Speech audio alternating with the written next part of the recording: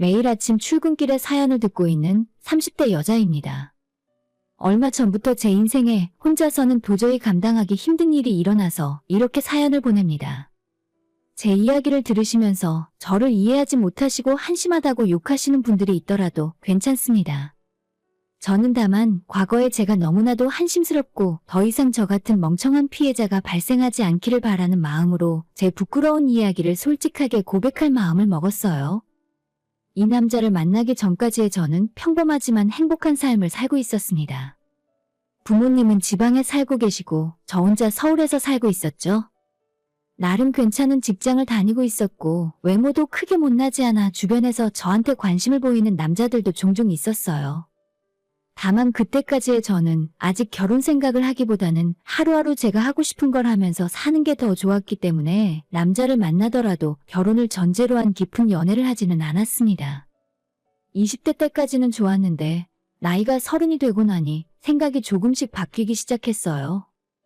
예전엔 아무리 좋은 남자가 저를 좋다고 해도 결혼 생각이 별로 없었지만 친구들 전부 시집가고 나니 나만 끝까지 남아서 만나줄 사람도 없이 쓸쓸한 노처녀가 될 것 같았죠.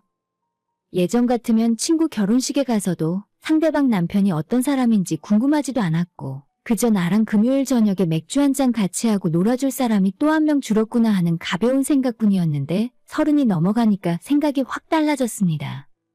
지인 결혼식에 가서 신랑이 괜찮은 사람이면 내가 만날 수 있는 사람이 하나 줄어든 것만 같은 기분이었고 마냥 좋은 마음으로 축하만 해줄 수 없었어요.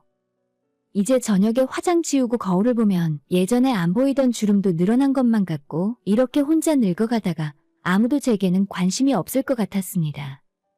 그래서 그때부터 술도 좀 적게 마시게 되고 일 끝나면 헬스장에서 운동을 하면서 내 자신을 관리해야겠다는 생각이 들었습니다.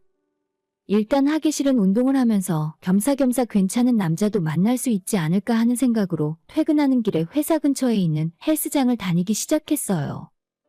회사가 강남에 있는데 이 동네가 아무래도 물이 좋긴 하더라고요.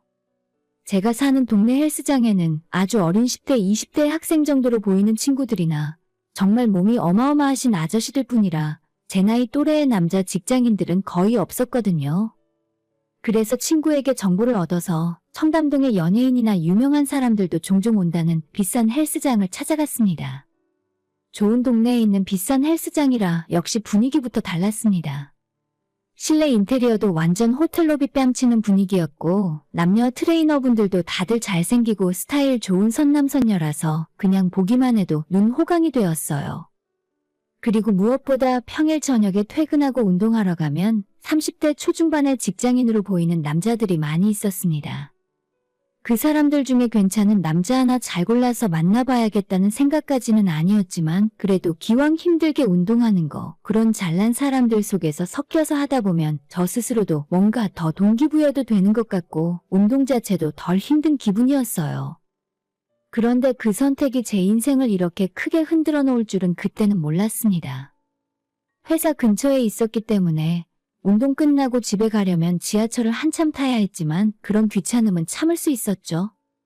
어차피 살도 빼고 운동을 하기 위한 목적으로 헬스를 다니기 시작한 거라서 매일 운동도 나름대로 열심히 했습니다. 헬스장 다니기 시작한 지 2달쯤 지났을 때 집에 가려고 가볍게 씻고 옷을 갈아입고 나왔는데 어떤 남자분이 제게 말을 걸었어요. 안녕하세요. 전부터 운동하시는 모습을 쭉 지켜봤는데 완전 제 스타일이세요. 괜찮으시면 식사라도 한번 같이 할 수 있을까요? 저 진짜 이상한 사람 아닙니다. 라고 말을 하면서 제게 명함을 한 장 내밀더라고요. 명함에는 대한민국 사람 누가 봐도 알만한 대기업의 파란 로고가 박혀 있었고 그 사람은 자신을 증권회사에 다니고 있는 현직 트레이너라고 본인을 소개했어요. 지금 와서 생각을 해보면 그깟 종이 쪼가리 명함 한 장이 뭐라고 거기에 있는 대기업 로고 하나만 보고 낯선 남자에 대한 경계심은 다 사라져버리고 바로 제 연락처를 알려주고 말았습니다. 그날부터 바로 연락을 시작해서 며칠 후 주말에는 가벼운 마음으로 데이트도 하게 되었어요. 첫 데이트 때 저는 한번 가본 적도 없는 아주 고급스러운 레스토랑으로 저를 안내했고 그 자리에서 그 사람은 능숙하게 주문을 하고 와인도 마셨습니다. 정말 매너가 좋고 대화가 끊임없이 이어졌기 때문에 식사 자리는 너무나도 즐거웠어요. 저는 마치 이 사람과 만나면 언제라도 이런 고급스러운 생활을 할 수 있을 것만 같아서 눈이 잠시 멀어졌어요. 180이 넘는 키에 훤칠한 외모, 그리고 몸에 걸치고 있는 비싼 수트와 명품 시계와 타고 다니는 외제차까지 정말 모든 것이 완벽해 보였습니다. 그 남자는 서울대학을 나와서 지금 다니는 회사에 취직했고 정말 높은 연봉을 받고 있다고 본인을 소개했어요. 저와 대화를 할 때도 은연중에 나오는 영어로 있어 보이는 느낌이었고 주식이나 경제에 대해서 잘 모르는 저는 그저 이 사람이 하는 말만 듣고 대단하게만 느껴졌습니다. 서울대를 나왔다는 말답게 평소에 어딜 가던 각종 상식을 모르는 것이 없었고 미술이면 미술, 영화면 영화, 음악이면 음악, 취미 예술 쪽으로도 엄청나게 폭넓은 지식을 갖고 있었어요. 저는 태어나서 이런 남자는 처음이었고 완벽해 보이는 겉모습을 믿고 그 당시에는 이 사람을 꼭 잡아야만 한다는 생각에 빠져들었었죠. 처음 인상이 너무 좋아서 몇 번 만나보지도 않고 결혼을 전제로 진지하게 만남을 시작하게 되었고 만날 때마다 이 사람은 본인의 능력을 제게 보여주었습니다. 타고 다니는 차도 나이에 걸맞지 않은 억대의 비싼 외제차를 타고 다녔고 데이트마다 항상 비싸고 고급스러운 곳으로만 저를 데리고 다녔어요. 연애를 시작한 지 얼마 안 되어 제 생일이었는데 생일 선물을 비싼 명품을 사주는 바람에 깜짝 놀라고 약간 부담스럽기까지 했어요. 하지만 이게 이 남자의 능력이라고 생각을 해서 친구들에게 자랑도 많이 했습니다. 정식으로 만남을 시작한 지 겨우 6개월 만에 이 남자는 제게 프로포즈를 했어요. 첫눈에 반했고 평생 저를 지켜주고 싶다는 말과 함께 커다란 다이아 반지를 건네주며 프로포즈를 했고 제 손에 반지를 끼워주었습니다. 그 당시에 제가 이 사람의 프로포즈를 거절할 이유가 하나도 없었죠. 능력 있고 자기 관리 잘하고 저만 바라봐주는 이런 남자를 놓칠 바보가 어디 있겠습니까? 고민할 필요도 없이 그 자리에서 프로포즈를 승낙했고 저희는 얼마 후 본격적으로 결혼을 준비하게 되었습니다. 제 친구들에게 소개시켜주는 자리에서도 이 사람은 아주 젠틀하고 유머 있는 모습으로 제 친구들을 휘어잡았고 친구들도 다들 제가 봉잡았다며 난리법석이었어요. 특히나 선물로 받은 다이아 반지를 보면서 다들 부러워했고 이 사람이 선물해준 명품 액세서리들을 보며 친구들 중 아직 미혼인 친구는 제 남자친구에게 회사 동료를 소개시켜달라고 하기도 했습니다. 이 남자는 정말 제 자존감을 올려주는 사람이었어요. 이 사람과 연애를 시작한 뒤로는 어딜 가더라도 제가 주인공이 된 것 같았고 어떤 자리에서건 저를 가장 빛내주는 사람이었습니다. 남자친구 부모님께 인사하러 갔을 때도 시부모님께서 저한테 굉장히 잘해주셨어요. 며느리감이 왔다면서 맛있는 음식도 많이 준비해 주셨고 식사를 하며 대화를 할 때도 사소한 것 하나하나 저를 챙겨주시는 모습을 보며 역시나 매너 있고 잘난 사람은 부모님도 괜찮구나 싶었습니다. 생각했던 것보다 엄청 좋은 집은 아니었지만 그래도 어머님의 손때가 여기저기 묻어있는 따스한 분위기라 좋았어요. 즐거운 분위기에서 식사를 하다가 어머님이 갑자기 제게 물어보셨어요. 아가씨는 지금 어떤 일을 하고 있어? 우리 아들이랑 결혼하고 난 뒤에도 계속 일을 할 생각이야? 라고 물어보셨고 제가 그렇다고 대답을 하려는 찰나 남자친구가 중간에서 자르더니 먼저 말을 하더라고요. 아니, 결혼하고 난 뒤에는 우리 효진이는 일 그만할 거야. 내가 벌어서 먹여 살려야지. 지금까지 저와는 일적으로 한 번 상의를 한 적도 없이 갑자기 저렇게 말을 하니 황당했어요. 결혼을 한다고 해도 당장 아이를 가질 생각도 없었고 저는 지금 하는 일이 너무 좋아서 회사를 그만둘 생각은 단 한 번도 해본 적이 없었습니다. 갑작스러운 말에 깜짝 놀랐지만 좋은 분위기를 망칠 수는 없어서 그냥 어색하게 웃고 넘어갔어요. 그리고 그날 저녁에 저를 택시 타는 곳까지 데려다주는 남자친구에게 따졌습니다. 오빠, 나 회사 그만둘 생각 없어. 근데 아까는 왜 오빠 마음대로 그렇게 이야기한 거야? 남자친구는 그게 무슨 말이냐는 듯 황당한 눈으로 저를 쳐다보더니 효진아, 돈은 내가 얼마든지 벌어다 줄 수 있어. 그러니까 결혼하면 일은 바로 그만둬. 평소에 배우고 싶은 거 있었으면 그거 배우러 다니고. 만약에 우리 자기가 살림하기 싫은 거라면 도우미 아주머니 부르면 돼. 남자친구의 말에도 저는 회사만큼은 계속 다니고 싶었고 저희는 그 이후에 결혼 준비를 하면서도 제 직장 문제 때문에 자주 다투게 되었어요. 제가 결혼하고 빨리 아이를 낳기를 원하는 남편은 다른 건 다 양보해도 직장만큼은 꼭 그만두기를 바랬고, 저는 저대로 커리어가 끊기고 한순간에 그저 아이 엄마로 살아야 하는 것을 원하지 않았습니다. 아이를 갖더라도 최소한 신혼생활을 2년 정도는 하고 싶었어요. 거의 2달 가까이 이 문제로 남편과 실랑이를 하다가 결국 적당한 선에서 타협을 본 것은 나중에 아이가 생기면 회사를 그만두고 아이 유치원 다닐 때까지는 제가 집에서 아이를 보는 것으로 타협을 했어요. 만약에 제가 이 남자의 말을 듣고 그때 그냥 회사를 그만둔 채 집에만 있었으면 어땠을까 싶더라고요. 아무튼 그렇게 결혼은 진행되었고 이 남자는 집도 해오고 제게 혼수도 별다른 것을 요구하지 않았습니다. 웬만한 것들은 자기가 다 준비할 테니까 저보고 세탁기랑 냉장고만 해오면 된다고 했어요. 가전제품이나 가구들도 다 본인의 확고한 취향이 있으니 알아서 한다면서요. 저와 처가부모님에게 부담을 주고 싶지도 않아서 그렇게 한다는 말에 또 감동을 받았습니다. 결혼식도 친구들이 부러워하는 서울 유명한 5성급 호텔에서 하게 되었고 신혼여행 역시도 유럽으로 14박 15일 동안 갔다 왔어요. 제 친구 중에 이 정도 규모의 고급 호텔에서 결혼식을 올린 친구가 없었기 때문에 기분이 너무나도 좋았습니다. 정말 이 남자가 나를 생각하는 마음도 깊지만 일단 능력 하나만큼은 정말 대박이구나 싶었어요. 친구들과 지인들도 다들 저를 부러워하고 친정 부모님도 능력 좋은 사위를 잘 얻었다고 입이 귀에 걸리셔서 싱글벙글 하셨습니다. 이제 제 인생은 이 남자와 함께 걱정 없이 살게 될 줄만 알았어요. 호화스럽던 결혼식처럼 화려하게 살 줄 알았던 신혼생활은 겨우 몇 달이 지나지 않아 하나씩 무너지기 시작했어요. 저와 결혼한 지 3달 만에 남편은 회사에서 자기의 가치를 알아주지 않는다며 사표를 내고 집에서 혼자 주식 투자를 해서 돈을 벌겠다고 하더라고요. 그 전까지 남편이 결혼하고 난 뒤에 생활비를 하고 남는 돈은 알아서 저금을 하라며 한 달에 500만 원씩 저한테 줬었는데 결혼하고 나서 정확히 그 돈을 2번 받고 난 다음에는 전업 투자를 한다며 회사를 그만두는 바람에 제대로 된 생활비를 받은 적이 없습니다.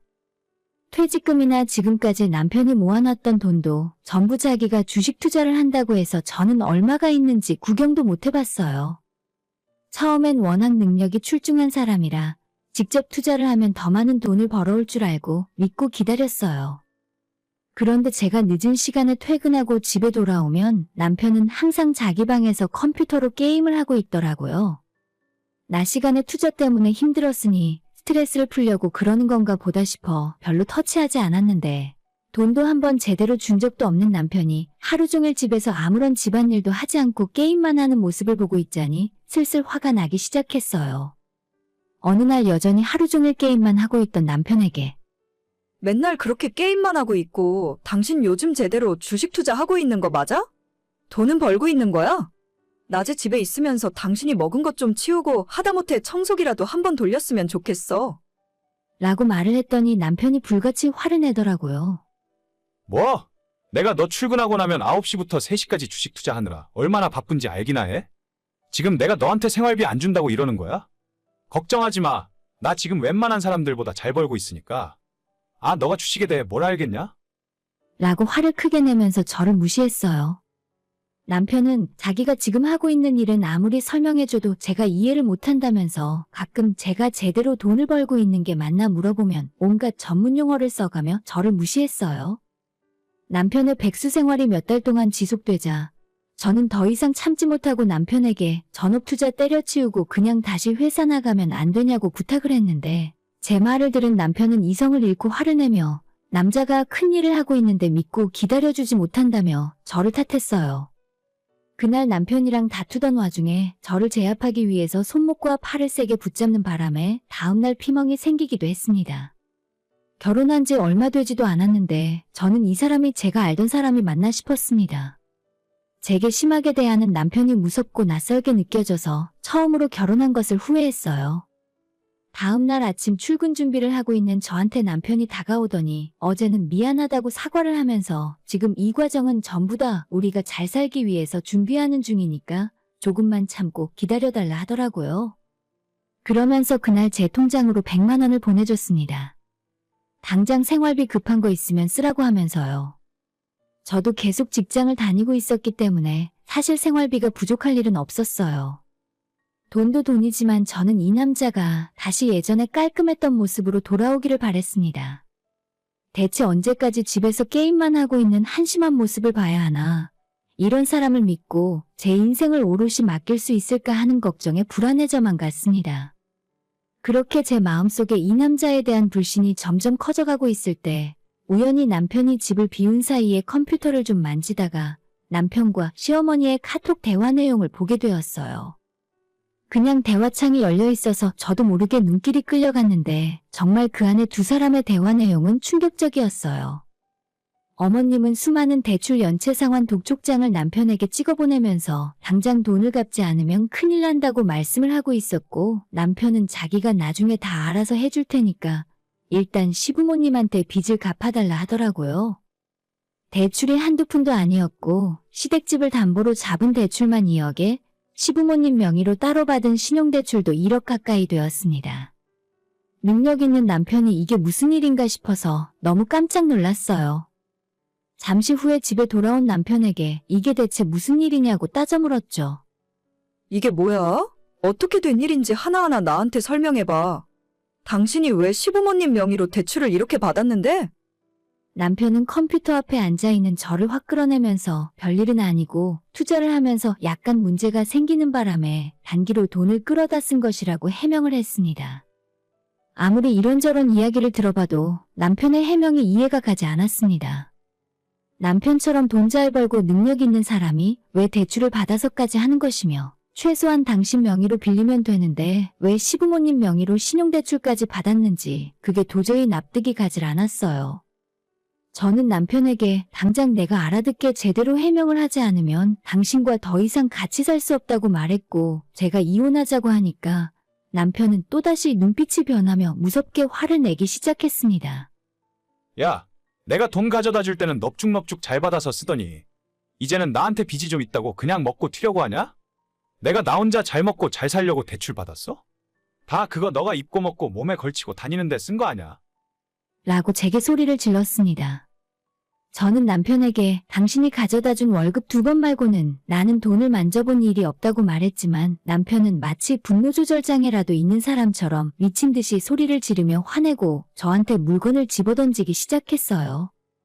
그 모습에 질려 친정으로 도망갈 생각으로 현관으로 달려가 신발을 신고 있는데 남편이 쫓아오더니 어딜 가냐며 저를 붙잡았고 제가 남편을 억지로 뿌리치자 결국엔 힘으로 저를 거실바닥으로 끌고 가 내팽개쳤어요.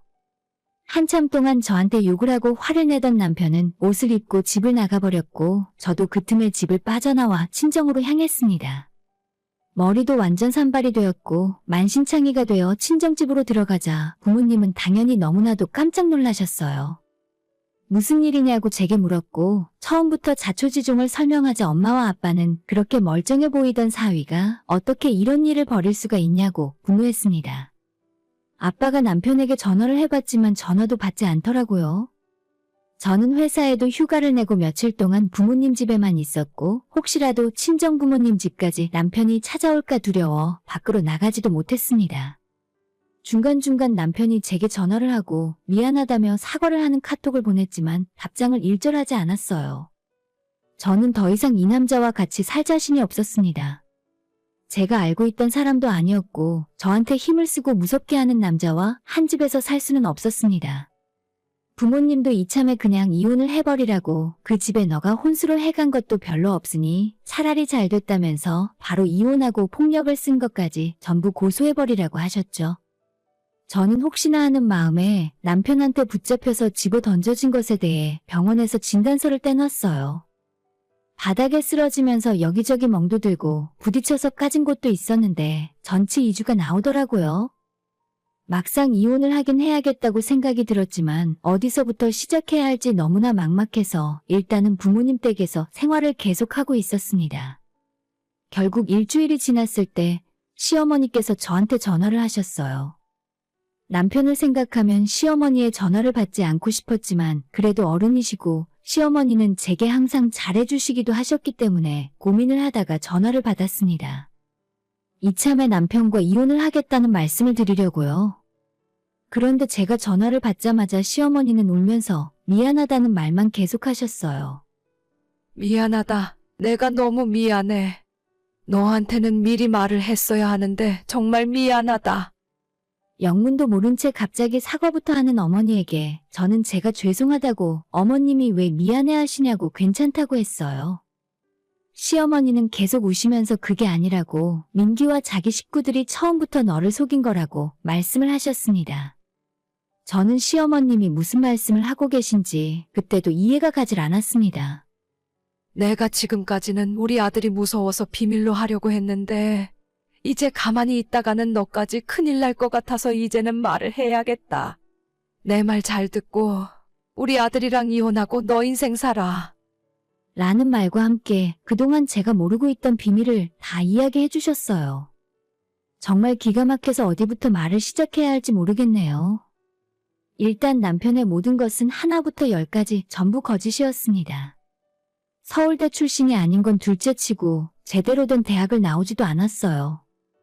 당연히 그런 대기업에 다닌 적도 없고 직업조차 주식 트레이너가 아니었죠. 저와 만나기 얼마 전까지는 평소에 허영심이 심해서 시부모 돈으로 외제차를 타고 카드를 긁으며 돈을 막 쓰고 다니긴 했어도 그 정도까지는 아니었다고 해요. 그래도 당시에는 작은 회사였을지언정 본인 카드값이라도 갚기 위해 일을 하고 있었는데 저를 만난 뒤로 결혼을 하고 싶다면서 돈을 엄청나게 쓰기 시작했다 하네요. 연애할 때부터 데이트도 항상 비싼 곳만 다니고 제게 명품을 선물해 주다 보니 이 남자는 돈이 항상 부족했고 그 당시부터 시부모님의 신용카드를 사용하고 있었습니다. 심지어 결혼하기 전에는 다니던 회사까지 그만두었는데 퇴직금이고 뭐고 이미 가진 것보다 빚이 더 많은 상황이었죠. 그런 상황에서 신혼집도 구해야 하고 결혼식도 비싼 호텔에서 해야 하니까 그 돈을 모두 부모님에게 달라며 행패를 부렸고 시부모님이 거절하자 저한테 했던 것처럼 난동을 부리고 집안 물건을 부수며 화를 냈었다고 해요. 결국 시아버지가 살고 있던 집을 담보로 대출을 받아서 현금을 내어주었고 그 돈으로 지금 사는 신혼집을 구하고 결혼식 비용은 전부 시부모님의 신용대출과 카드를 써서 하게 되었던 거죠. 정말 거기까지 듣고 있는데 머리가 띵해지고 온몸에 힘이 풀리더군요. 감쪽같이 속아서 결혼을 한 제가 한심하게 느껴졌고 우리 부모님은 물론이고 죄 없는 시부모님께 제가 죄를 지은 듯한 마음이 들었습니다. 처음에 저를 만나서 줬던 명함도 다 거짓이었고 남편이 저한테 처음부터 거짓말로 본인을 포장해서 결혼을 준비하는 것도 시어머니는 다 알고 계셨지만 단지 아들이 무서워서 저한테 사실을 말할 수가 없었대요. 거기까지 듣고 있는데 시부모님에 대한 원망보다는 남편이 얼마나 나쁜 사람인지 무섭고 치가 떨렸습니다. 하루라도 빨리 이 남자에게서 벗어나야겠다는 생각이 들어 다음날 바로 이혼 전문 변호사를 찾아가 남편에게 당한 폭력과 남편이 제게 준 가짜 명함으로 책임을 물어 혼인 취소 소송을 진행하기로 했습니다. 그리고 남편에게 당한 건 역시 진단서 첨부해서 뒤늦게 경찰에 고소를 했고 남편은 지금 조사를 받아야 하는 상황이죠. 이혼 절차를 제 쪽에서 진행하고 있는데 남편은 뒤늦게 잘못을 빌고 용서해달라는 소리만 하고 있지만 이 사람의 본 모습이 어떤 사람인지 알게 되어 이젠 더 이상은 엮이고 싶지 않네요. 다만 한 가지 맘에 걸리는 것은 제게 모든 사실을 알려주신 시어머니가 자기 아들에게 보복을 당하지는 않을까 하는 걱정은 있습니다. 아무리 부모 자식 간이라지만 요즘 세상에 워낙 험한 일이 많이 생기니 이런 또라이 같은 놈이 언제 또 눈이 뒤집혀서 자기 부모에게 나쁜 짓을 저지르는 건 아닐지 걱정이 되더라고요. 이혼을 하는 와중에 한 가지 다행인 것은 이 남자 말만 듣고 회사를 그만두지 않고 계속 일을 하고 있었다는 점이에요. 만약 이 와중에 제가 직장도 없고 모아둔 돈도 없었다면 이혼과 동시에 제 인생도 함께 시궁창으로 떨어져 버렸을지도 모를 일이었습니다. 제가 사람 보는 눈이 없어 겉모습만 보고 판단을 해서 이런 일이 생겨버린 것 같네요. 빨리 이혼하고 당분간은 혼자 있고 싶습니다. 더 이상은 사람을 쉽게 믿지 못할 것 같아요. 이혼하고 나면 주제넘은 생각하지 않고 제 분수에 맞게 살도록 하겠습니다. 혹시라도 이 사연을 듣는 분들 중에 아직 결혼을 하지 않으신 분이 계시다면 절대로 남자의 겉모습만 보고 판단하지 않기를 바랍니다. 이혼 절차 마무리되는 대로 영영 다신 연락 안 하고 살았으면 좋겠네요. 오늘의 사연은 여기까지입니다. 구독과 좋아요, 알람 설정 부탁드려요. 다들 행복하시고 좋은 하루 되세요.